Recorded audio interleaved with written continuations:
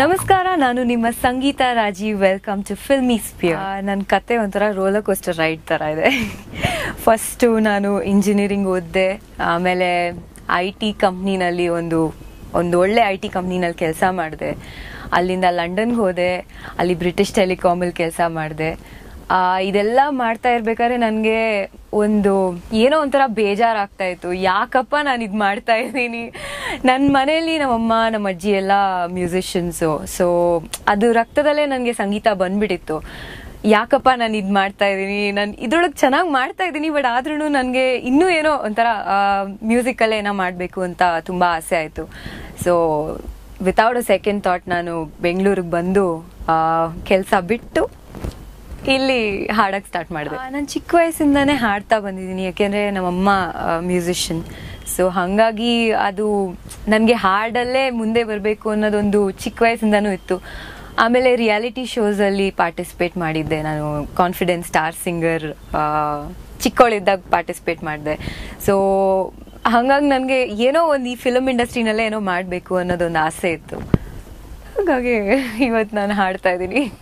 ನಮ್ಮಮ್ಮನೇ ನನ್ನ ಮೊದಲನೇ ಗುರು. Carnatic music ನಮ್ಮಮ್ಮನಿಂದ ಕಲ್ತಿದ್ದು. ಆಮೇಲೆ ಸ್ಟುಡಿಯೋ ಟ್ರೈನಿಂಗ್ ಅಂತ ಒಂದು ಸೆಷನ್ ನಾನು ಶ್ರೀಮತಿ ಮಂಜುಳಾ ಗುರುರಾಜ್ ಅವ್ರ ಹತ್ರ ಮಾಡಿದೆ.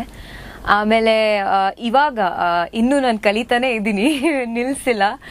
ವೆಸ್ಟರ್ನ್ ವೋಕಲ್ಸ್ನ ನಾನು ಸ್ಟೀಫನ್ ಸರ್ ಹತ್ರ ಕಲಿತಾ ಇದ್ದೆ. ನಾನು ಅಸಿಸ್ಟೆಂಟಾಗಿ ಕೆಲಸ ಮಾಡಿಲ್ಲ, ಬಟ್ ಬರೀ ಸಿಂಗರ್ ಅಲ್ಲ, ಕಂಪೋಸರ್ ಕೂಡ. ನಾನು ನನ್ನದೇ ಆದ ಆಲ್ಬಮ್ನ ಕೂಡ ರಿಲೀಸ್ ಮಾಡಿದ್ದೀನಿ ಕನ್ನಡದಲ್ಲಿ, ಸರ್ವಸ್ವಾನ್ ಕನ್ನಡ ರಾಕ್ ಬ್ಯಾಂಡಿಂದ.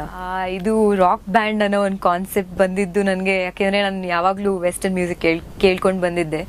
ಸೊ ಅದರಿಂದ ಇನ್ಫ್ಲೂಯೆನ್ಸ್ ಆಗಿ ನಾನು ಏನಾರು ಮಾಡಬೇಕು ಇಲ್ಲೂ ಅಂತ ಇಷ್ಟ ಆಯಿತು. ಒಂದು ಬ್ಯಾಂಡ್ ಕಟ್ಟೋಣ ಅನಿಸ್ತು. ಸೊ ಹಾಗಾಗಿ ನಾನು ಒಂದು ಬ್ಯಾಂಡ್ನ ಕಟ್ಟಿದೆ.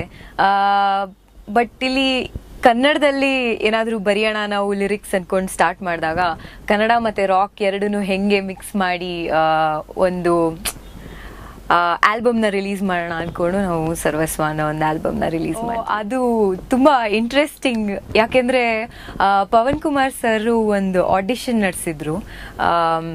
ಯಾರು ಈ ಹಾಡು ತಿನ್ಬೇಡ ಕಮ್ಮಿನ ಹಾಡಿ ಚೆನ್ನಾಗಿ ಹಾಡಿ ತುಂಬ ಜನ ಇಷ್ಟಪಡ್ತಾರೋ ಆ ಹಾಡನ್ನು, ಅವ್ರಿಗೆ ಈ ಫಿಲಮಲ್ಲಿ ಹಾಡೋಕ್ಕೆ ಒಂದು ಚಾನ್ಸ್ ಕೊಡ್ತೀನಿ ಅಂತ.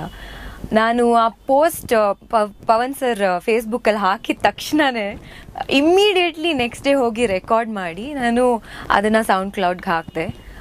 ಪವನ್ ಸರ್ಗೆ ಇಷ್ಟ ಆಯಿತು, ಪೂರ್ಣಚಂದ್ರ ಅವ್ರಿಗೂ ಇಷ್ಟ ಆಯಿತು. ಆಮೇಲೆ ಇನ್ನು ಸ್ವಲ್ಪ ದಿನ ಆದಮೇಲೆ ಬಂದು ನನ್ನ ಕರೆದು ಸ್ಟುಡಿಯೋನಲ್ಲಿ ಹಾಡಿಸಿದ್ರು ಹಾಡನ್ನ. ಇಲ್ಲ, ನಾನು ಆ್ಯಕ್ಚುಲಿ ಫ್ರೆಷರ್ ಆಗಿರಲಿಲ್ಲ ಆವಾಗ. 3 ಇಯರ್ಸಿಂದ ನಾನು ಆಲ್ರೆಡಿ ಇಂಡಸ್ಟ್ರಿನಲ್ಲಿದ್ದೆ. ಸೊ ತುಂಬ ಜನ ಮ್ಯೂಸಿಕ್ ಡೈರೆಕ್ಟರ್ಸ್ ಜೊತೆ ಆಲ್ರೆಡಿ ಕೆಲಸ ಮಾಡಿದ್ದೆ ನಾನು. ನಂದು ಫಸ್ಟ್ ಫಿಲಮ್ ಆನೆ ಪಟಾಕಿ ಅಂತ, ಧರ್ಮ ಅವರು ಮ್ಯೂಸಿಕ್ ಡೈರೆಕ್ಷನ್ ಮೂಲಕ ಬಂದಿದ್ದು ನಾನು. ಸೊ ಆದರೆ ಪೂರ್ಣಚಂದ್ರ ಮತ್ತು ಅವ್ರ ಟೀಮ್ ಎಲ್ಲ ಒಂದು Young team. It was a very nice experience. ತುಂಬ ಚೆನ್ನಾಗಿತ್ತು. ಅಲ್ಲಿ ಹೋಗಿ ಒಳ್ಳೆ ಮಜಾ ಮಾಡ್ಕೊಂಡು ಹಾಡು ಹೇಳಿ. ಆ ಲಿರಿಕ್ಸ್ ಎಷ್ಟು ಕಷ್ಟ ಇದೆ ಹಾಡೋಕ್ಕೆ ಅಂದರೆ, ಆ ತಿನ್ಬೇಡ ಕಮ್ಮಿ ಎಷ್ಟು ಕಷ್ಟ ಅಂದರೆ ಅದು ಹಾಡೋಕ್ಕೆ ಆಗಲ್ಲ. ಸೊ ಒಂದೊಂದು ವರ್ಡನ್ನು ಪೂರ್ಣ ಸರ್ ನನಗೆ ಕರೆಕ್ಟ್ ಮಾಡ್ತಾ ಇದ್ರು. ಸೊ ಚೆನ್ನಾಗಿತ್ತು, ಎಕ್ಸ್ಪೀರಿಯನ್ಸ್ ಒಂಥರ ಚೆನ್ನಾಗಿತ್ತು. ನಾನು ಆಡಿಷನ್ ಮೂಲಕ ಬಂದಿದ್ದಲ್ವಾ, ಸೊ ಆಲ್ರೆಡಿ ಸಿಕ್ಕಾಪಟ್ಟೆ ಟೈಮ್ ಪ್ರಾಕ್ಟೀಸ್ ಮಾಡಿಬಿಟ್ಟಿದ್ದೆ ರೆಕಾರ್ಡಿಂಗ್ ಹೋಗೋಕ್ಕಿಂತ ಮುಂಚೆ. ಇನ್ಕ್ಲೂಡಿಂಗ್ ಲೂಸಿಯಾ ನಾನು ಒಂದು 6 ಫಿಲ್ಮ್ಸಲ್ಲಿ ಹಾಡಿದ್ದೀನಿ. ಬಟ್ ನನಗೆ ಈಗ ರೀಸೆಂಟಾಗಿ 2014 ಕನ್ನಡ ಇಂಟರ್ನ್ಯಾಷನಲ್ ಮ್ಯೂಸಿಕ್ ಅವಾರ್ಡಲ್ಲಿ ಬೆಸ್ಟ್ ಪ್ಲೇಬ್ಯಾಕ್ ಸಿಂಗರ್ ಅವಾರ್ಡ್ ಸಿಕ್ತು ಆನೆ ಪಟಾಕಿ ಚಿತ್ರಕ್ಕೆ. ಎಲ್ಲ ಹಾಡು ನಾನೇ ಹಾಡಿರೋದು, so there is no favourite. ಹೌದು, ನನಗೆ AR ರೆಹಮಾನ್ ಸರ್ ಜೊತೆ ಹಾಡಬೇಕು ಅಂತ ತುಂಬ ಆಸೆ ಇದೆ. ಮಾಡಬೇಕು. ನಾನು ರ್ಯಾಪ್ ಕೂಡ ಚೆನ್ನಾಗಿ ಮಾಡ್ತೀನಿ, ಸೊ ಟ್ರೈ ಮಾಡೋಣ. ಖಂಡಿತ ಇಲ್ಲ. ಬಹುಶಃ ನಾನು ಸಾಫ್ಟ್ವೇರ್ ಕಂಪ್ನಿನಲ್ಲಿ ಇದ್ದಿದ್ರೆ ಇವಾಗ ಅದನ್ನು ಹೇಳ್ತಾ ಇದ್ದೆ ನಾನು ನಿಮಗೆ. ಅದೇ ನಾನು ಹೇಳ್ದಂಗೆ ನಮ್ಮಮ್ಮನೇ ನನ್ನ ಮ್ಯೂಸಿಕ್ ಟೀಚರ್. ಸೊ ಅವ್ರ ಇನ್ಸ್ಪಿರೇಷನಿಂದನೇ ನಾನು ಇವತ್ತು ಸಿಂಗರ್ ಆಗಿರೋದು. ನಮ್ಮ ಅಜ್ಜಿ ಕೂಡ ಕರ್ನಾಟಿಕ್ ವಿದ್ವತ್ ಮಾಡಿದ್ದಾರೆ. ಸೊ ಹಾಗಾಗಿ ಬರೀ ಮ್ಯೂಸಿಕಲ್ ಫ್ಯಾಮಿಲಿನಲ್ಲೇ ಎದ್ಕೊಂಡು ಬಂದು ಮ್ಯೂಸಿಕ್ ಆಗಲಿ ಡ್ಯಾನ್ಸ್ ಆಗಲಿ ಇದು ಚಿಕ್ಕ ವಯಸ್ಸಿಂದಾನೇ ಕಲ್ತ್ಕೊಂಡ್ ಬಂದಿದ್ದೀನಿ. ನನಗೆ ಎಲ್ಲರೂ ಇಷ್ಟ. ಆಶಾ ಭೋಸ್ಲೆಯಿಂದ ಹಿಡಿದು ಮಂಜುಳಾ ಗುರುರಾಜ್ ತನಕ ಎಲ್ಲರೂ ಇಷ್ಟ. ಬಟ್ ನಾನು ಹಾಡೋ ಅಂಥ ಒಂದು ಶೈಲಿ ನಾನು ಫಾಲೋ ಮಾಡೋದು ಅಂದರೆ ಸುನಿಧಿ ಚೌಹಾನ್ ಅವ್ರನ್ನ. ಏಕೆಂದರೆ ತುಂಬ ಚಿಕ್ಕ ವಯಸ್ಸಿಂದನೂ ಅವ್ರ ಹಾಡುಗಳನ್ನ ಕೇಳ್ಕೊಂಡು ಬಂದು ನನ್ನ ಹಾಡೋ ಶೈಲಿ ಕೂಡ ಹಾಗೆ ಆಗೋಗಿದೆ. ನನಗೆ ತುಂಬ ಜನ ಇಷ್ಟ, ಒಬ್ಬರೇ ಹೆಸರು ಹೇಳೋಕ್ಕಾಗಲ್ಲ. ನಮ್ಮ ಗುರುಗಳು ಮಂಜುಳಾ ಗುರುರಾಜ್ ಅವರು ಕನ್ನಡ ಹಾಡುಗಳನ್ನ ಕೇಳಿ ನಮ್ಮನ್ನು ಪ್ರೋತ್ಸಾಹಿಸಿ ನಾವು ಕೂಡ ಹಿಂದಿಯವ್ರ ಥರನೇ ಚೆನ್ನಾಗಿ ಮ್ಯೂಸಿಕ್ ಮಾಡ್ತಾ ಇದ್ದೀವಿ. ಈ ನಡುವೆ ಎಷ್ಟು ಕ್ವಾಲಿಟಿ ಇಂಪ್ರೂವ್ ಆಗಿದೆ ಅಂದರೆ ಕನ್ನಡ ಫಿಲ್ಮ್ಸ್ದು ನೀವುಗಳೇ ಕೇಳ್ತಾ ಇದ್ದೀರಾ. ಸೊ ನಿಮ್ಮ ವಿಶಸ್ ನಮಗಿರಲೇಬೇಕು.